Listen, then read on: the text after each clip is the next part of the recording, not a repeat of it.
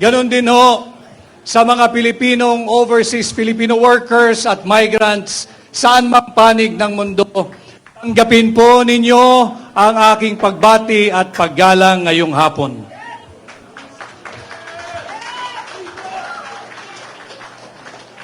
Ako po ay nagpapasalamat at ako'y gabilang sa inyong programa ngayong hapon. Salamat kay Pangulong Duterte at ako'y isinama dito sa tinatawag nating Duterte Senatorial Candidates.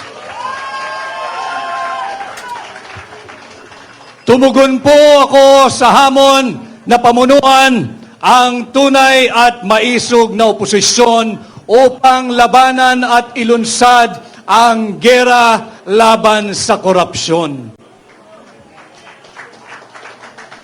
Ang war on corruption na aking pinamumunuan is not just a campaign slogan. Nalalaman ko kung paano labanan ang korupsyon. Linabanan ko na sila minsan nung ako ay nasa Malacanang.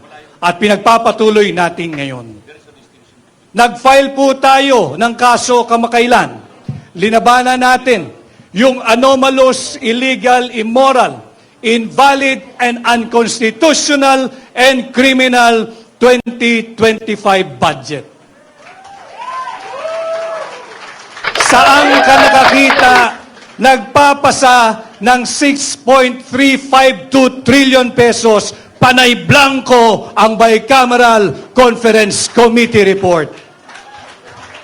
Sinasalaula tayo ng administrasyon ni Bongbong Marcos. Maraming nagsalita bago sa akin at nababanggit ang salitang suka. Alam ho ninyo, ang suka ang kalaban ng tanso.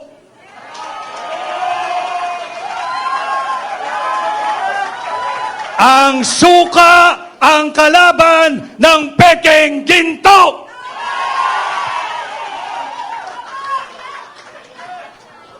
Hindi man po ako gumagawa ng suka, subalit nung ako ho ay bata, maraming beses din naman akong nautusang bumili ng suka ng aking ina. At wala pong nakakahiya doon. Sapagkat bagamat ako ho ay nakabili ng suka ng maraming ulit at nautusang bumili ng suka ng maraming ulit, may diploma ho ako at nakapagtapos ako ng kolehiyo. Meron akong diploma at nakapagtapos ako ng abogasya. At higit sa lahat, meron akong certificate na nagpapatunay na ako ay isang ganap na abogado.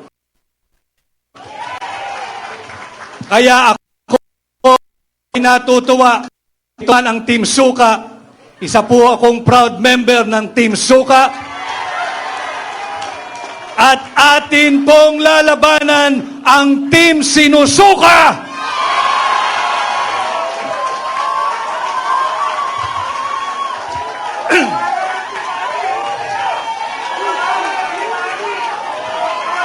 Labanan natin ang mga mambubudol.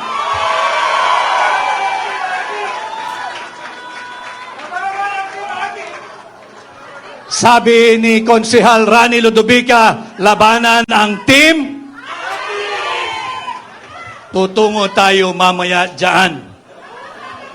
Alam ho ninyo, tinanggap ko ang hamon na pamunuan ang tunay at maisog na oposisyon. Ang tunay at maisog na senador ninyo sa Senado. At bilang senador ninyo, atin pong lalabanan ang korupsyon at sisimulan po natin yan sa pagbabantay taon-taon sa ating national budget.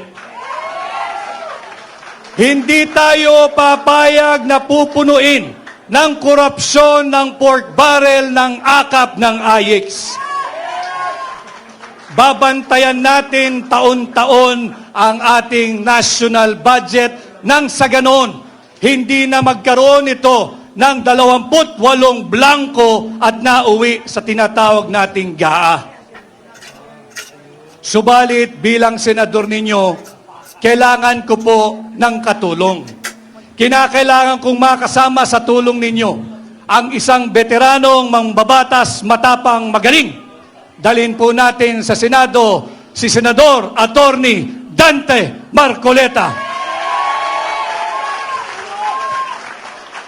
At hindi lamang po isa, kinakailangan pa nating magsasama ng isang veteranong abogado. Matagal na hong naglingkod ito sa mababang kapulungan. At minsan ding naging Chief of Staff Senado, kasama kong magbabantay ng taunang budget, si Senador Attorney Raul Lambino.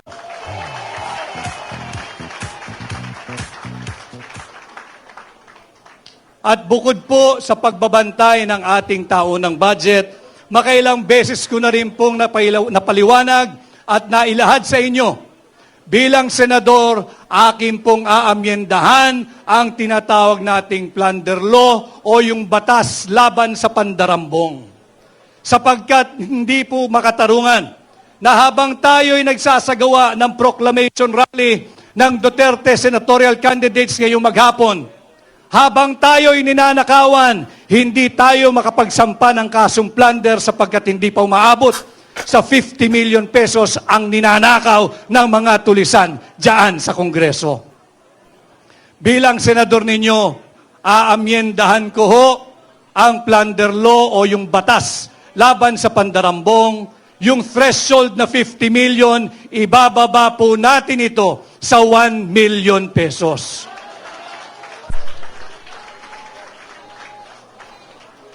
Subalit, kagaya rin po ng ipinakita kanina, bilang principal author, kinakailangan ko rin ang mga kasama sa Senado. Kinakailangan nating kasama na hahabulin ang mga magnanakaw sa Malacanang. Kinakailangan natin ibalik ang aking makakasama, ibalik natin sa Senado, Senador Bongo!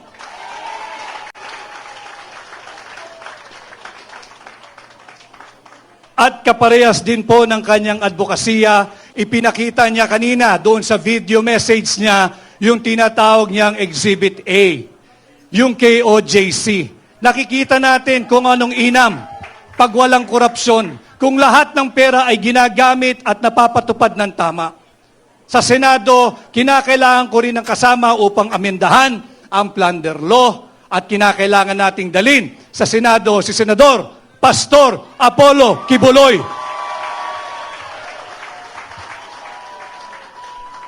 At pag naamyendahan po natin ang plunder law, isasabatas ko po ang pagbabalik ng death penalty sa lahat ng magnanakaw sa pera nating mga Pilipino.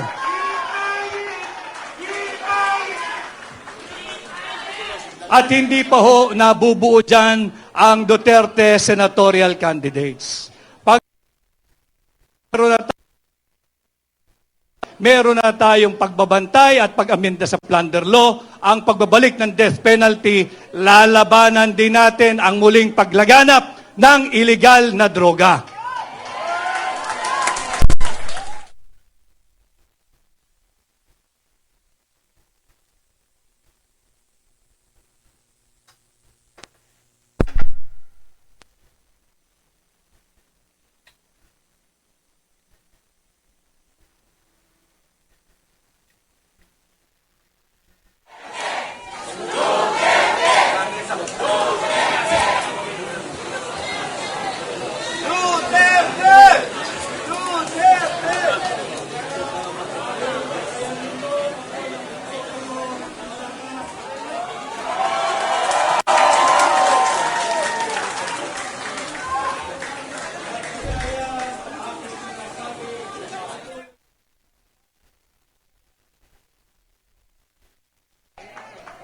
Bilang senador, ipapanukala ko ang pag-amyenda dito sa batas na nagtatag sa Philippine Drug Enforcement Agency. Higit nating palalakasin ang PIDEA. Bibigyan natin itong kapangyarihang magsagawa ng taunang mandatory drug testing sa lahat ng tao sa gobyerno. Mandatory drug testing parehas sa elected at appointed official ng ating pamahalaan. Walang exemption. Sisimulan natin ito sa Malacanang. At para magawa natin yan, kinakailangan ko ang isang matapang na namuno na dati ng laban kontra sa illegal na droga. Ibalik natin sa Senado si Senador Bato de la Rosa.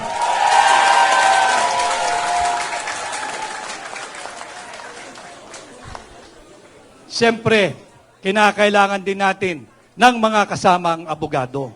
Sapagkat laban sa illegal na droga, dapat ang parameters ay all within the Constitution and within the rule of law. Dalhin po rin natin sa Senado ang aking kaibigan, ang aking amigo, si Attorney Senator J.B. Hinlo.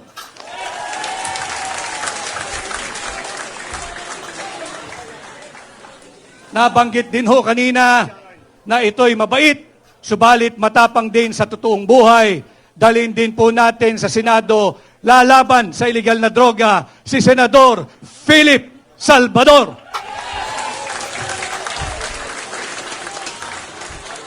And last but not the least, tulungan din po natin ang bagong abogado, ang bagong kasal, ang bagong senador, Senator Attorney Jimmy Bondoc. Ito po ang bumubuo ng Duterte senatorial candidates. Tulungan niyo po lahat kami mga kampanya, tulungan niyo po tayo lahat na mapunta sa Senado. Ang issue po natin ngayon ay ang maanumalyang 2025 budget. Subalit pilit nilang linilihis kung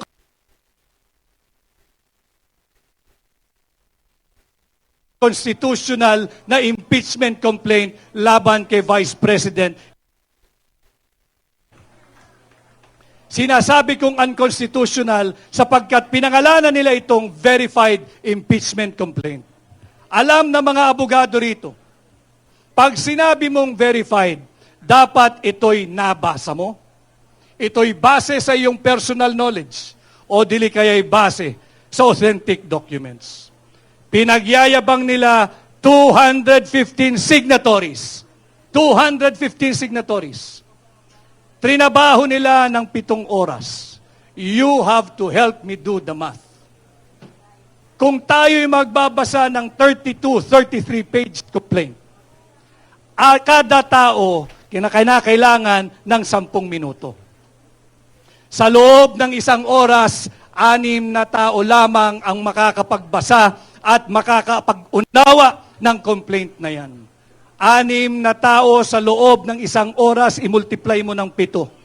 42 lamang ang maximum na makakabasa at makakaintindi ng verified impeachment complaint na yan.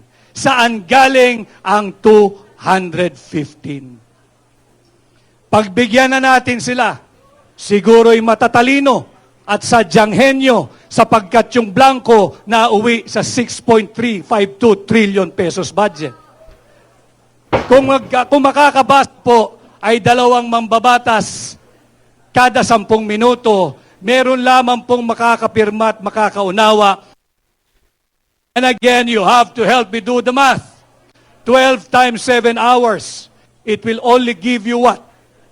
84 congressmen na nagbasa, naintindihan, naunawaan, base sa kanilang personal knowledge o di kaya ay authentic public documents. Saan galing ang 215 signatories?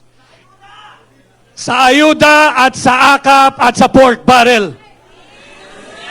Kaya ngayong eleksyon, we should all understand what is at stake for our country this midterm election. Ninanakaw na ang pera nating mga Pilipino. Nagbebenta ng 25 toneladang ginto. Hindi sinasabi kung sinong bumili at magkano ang pagbebenta nito. Pati ba naman ang posisyon ng pangalawang Pangulo na nakawin pa rin ng Marcos administration? Kaya importante, mahalaga na tayo'y nagkakaintindihan let us protect the 32 million Filipinos who legally, constitutionally, lawfully, and democratically elected Vice President Inday Sara Duterte para ating maging pangalawang Pangulo. Huwag nating hayaang nakawin ng iilang elitistang mangbabatas ang pangalawang Pangulo mula kay Inday Sara Duterte. Mahalagang pinag-uusapan natin ito para matulungan ninyo kaming higit at dalhin ninyo ang Duterte senatorial candidate sa Senado at ating poprotektahan hindi lamang si Vice President Inday Sara Duterte, hindi lamang ang Office of the Vice President, kung hindi ang sagradong mandato ng 32 milyong Pilipino na ninanakaw ng ilang elitistang mambabatas. At muli ho, ako'y nagpapasalamat sa inyong mainit na pagtanggap. Sana ho ay matulungan ninyo kung ipangampanya sa inyong pamilya, sa inyong kamag-anak, kaskwela, kapitbahay, kaibigan, at sa lahat ng kakilalang Pilipino saan mang panig ng mundo. Ako po muli ay si Attorney Vic Rodriguez, number 56, Pilipino, abogado, maisog!